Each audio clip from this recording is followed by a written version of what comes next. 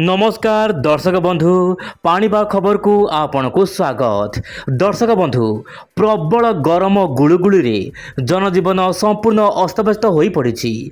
उपकूल ओडिशारू आभ्यंतरीण जिला गुड़िक प्रचंड रौद्रताप एवं गुळुगुळी संपूर्ण जनजीवन अस्तव्यस्त हो पड़ी। तेबे दर्शक बंधु यही समय मध्य गोटे शुभ संकेत मिलूँ।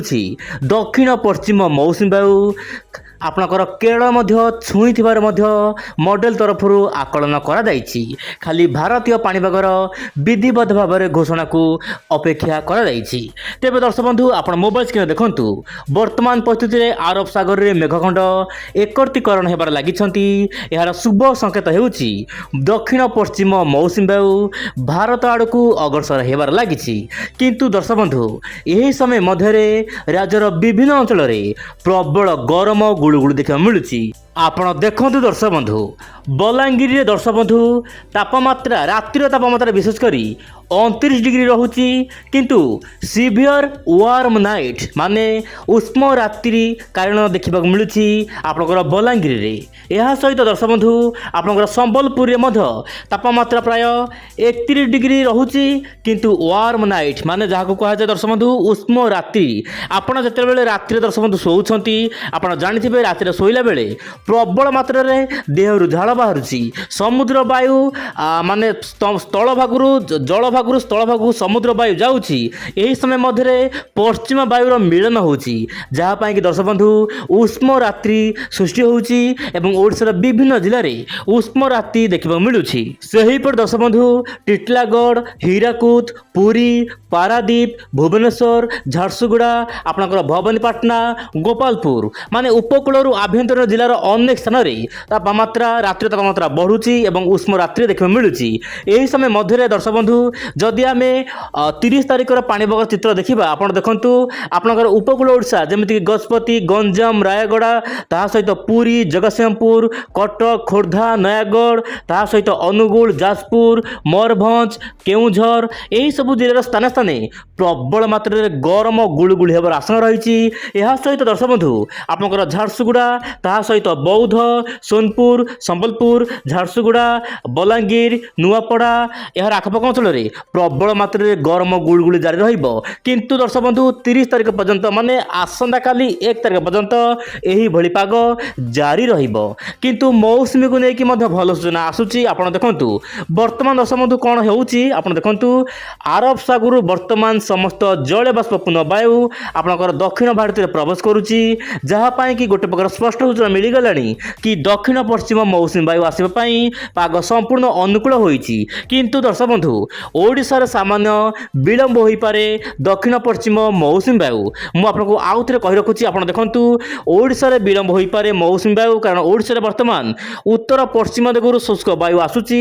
हाँ किछि मात्रा दक्षिण वायु आसुछि किंतु दक्षिण वायु काम देवार आशंका नहीं जेहेतु उत्तर पश्चिम दिगरु शुष्क वायु आसुछि। किंतु दर्शक बंधु आगामी 15 दिन मध्य जदि आम देखा ECMWF मॉडल फोरकास्ट दक्षिण भारत में प्रबल वर्षा हेबो। दक्षिण भारत जमीक रहुछि तमिलनाडु ता सहित आंध्र प्रदेश कर्णाटक महाराष्ट्र यार आखपाख अंचल में एक्सट्रीमली रेनफॉल हेबो। ता सहित दर्शक बंधु आपणकर जून 9 रु 15 तारिख मध्य ओडिशार मध्य केतक अंचल में भल वर्षा देखा मिल पारे। तेबे दर्शक बंधु वर्तमान परिस्थिति आलोचना करबा 30 तारिख में पाणीपाग केमिति रहिबो।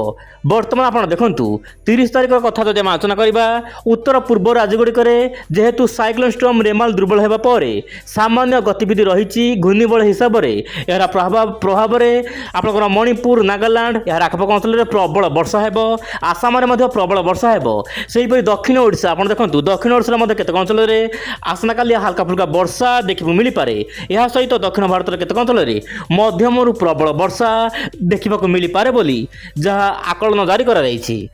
तेबे दर्शक बंधु वायुर चलन आप देखिपे बर्तमान आप देखु आरब सागर रु सीधा सड़क वायु आपंकर जमीक रोचे तमिलनाडु आंध्र प्रदेश गोवा केरल यही सब राज्य देकी ओडिशा भितर प्रवेश करुच्ची। किंतु दर्शक बंधु ओडिशा भितर जलीय बाष्पपूर्ण वायु रोचे जहाँपाई कि दिन बेला पाग सामान्य मेघ रोचे। आप भावुथे पाग तो मेघ रोचे कि गरम होची कहीं कारण यथेष्ट परिमाण में जलीय बाष्पपूर्ण वायु जाऊँगी किंतु जेतिकी वायु जावा कथा से ही मात्रा जाऊना जहाँपाई कि काल ସେତିକି ଦେଖିବାକୁ ମିଳିପାରୁନାହିଁ, କିନ୍ତୁ କାଁ ଭାଁ କେଉଁଠି କାଳବୈଶାଖୀ ରହିପାରେ।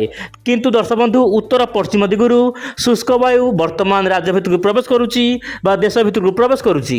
ଏହାର ପ୍ରଭାବରେ ରାଜସ୍ଥାନ, ହରିୟାଣା, ଦିଲ୍ଲୀ, ପଞ୍ଜାବ ତାହା ସହିତ ଉତ୍ତର ଭାରତର ଅନେକ ସ୍ଥାନରେ ପ୍ରବଳ ମାତ୍ରାରେ ଗରମ ଜାରି ରହିବା ନେଇ ପାଣିପାଗ ସତର୍କ କରାଯାଇଛି।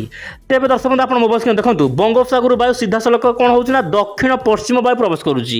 ଆପଣ ଭାବୁଥିବେ ଦକ୍ଷିଣ ପଶ୍ଚିମ ବାୟୁ ଯାଉଛି ମାନେ ବର୍ଷା ହେବ, କିନ୍ତୁ ଦର୍ଶକ ବନ୍ଧୁ ବର୍ଷା ହେବାର କୌଣସି ଆଶଙ୍କା ନାହିଁ ଓଡ଼ିଶାରେ।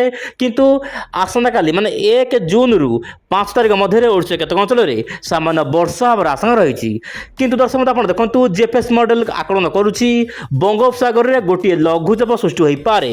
ଆପଣଙ୍କର ଜୁନ୍ 9 ତାରିଖରୁ 12 ତାରିଖ ମଧ୍ୟରେ ମୁଁ ଅତି ସଂକ୍ଷେପ ଭାବରେ କହିବାକୁ ଚାହିଁବି, ଜୁନ୍ 9ରୁ 12 ତାରିଖ ମଧ୍ୟରେ ଗୋଟିଏ ଲଘୁଚାପ ସୃଷ୍ଟି ହୋଇପାରେ ବୋଲି ଜିଏଫଏସ୍ ମଡେଲ ଆକଳନ କରିଛି। କିନ୍ତୁ ଦର୍ଶକ ବନ୍ଧୁ ଲଘୁଚାପ ହେବା ନେଇ କେତେ ସତ କେତେ ମିଛ ରହିଛି ତା ଆଗାମୀ ଦିନରେ ହିଁ ସ୍ପଷ୍ଟ ହୋଇପାରିବ। ଆପଣ ମୋବାଇଲ ସ୍କ୍ରିନ୍ ଦେଖନ୍ତୁ, ଆରବ ସାଗର ଏବଂ ବଙ୍ଗୋପସାଗର ଦୁଇ ସାଗରରେ ଲଘୁଚାପ ଭଳି ସମସ୍ୟା ଦେଖିବାକୁ ମିଳିପାରେ ଜୁନ୍ 9ରୁ 12 ତାରିଖ ମଧ୍ୟରେ। ତେବେ ଦର୍ଶକ ବନ୍ଧୁ ଆପଣ ନିଶ୍ଚୟ ପରେ ଉଇଣ୍ଡୋଡା ଚ୍ୟାନେଲ ସହିତ ଯୋଡ଼ି ହୋଇ ରୁହନ୍ତୁ।